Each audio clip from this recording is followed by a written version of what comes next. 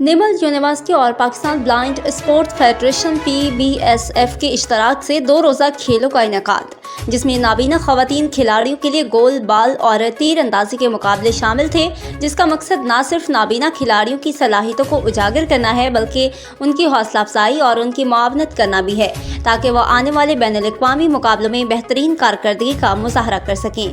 Fund raising के लिए मुनक़िद होने वाले इन मुकाबलों का मकसद इन खिलाड़ियों के स्पेन में होने वाली पैरालंपिक्स में शिरकत के लिए माली मुआवनत फराहम करना था। तफसीलात के मुताबिक पाकिस्तान ब्लाइंड स्पोर्ट्स फेडरेशन और निमल यूनिवर्सिटी के तहत इन 2 रोज़ा मुकाबलों का इफ्तिताह निमल यूनिवर्सिटी के director academic doctor Safeer Awan ने किया।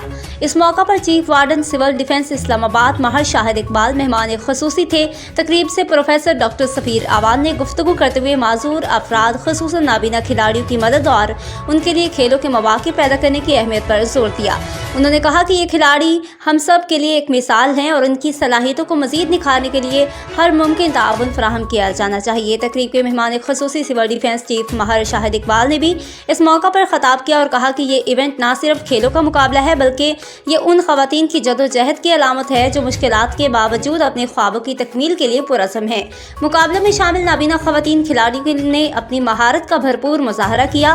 गोल बाल और तीर अंदाजी के दिलचस्प मुकाबले देखने वाले अफराद ने उन्हें सराहा और कामयाब खिलाड़ियों ने शानदार कारकर्दगी का मुज़ाहरा करते हुए कामयाबी हासिल की।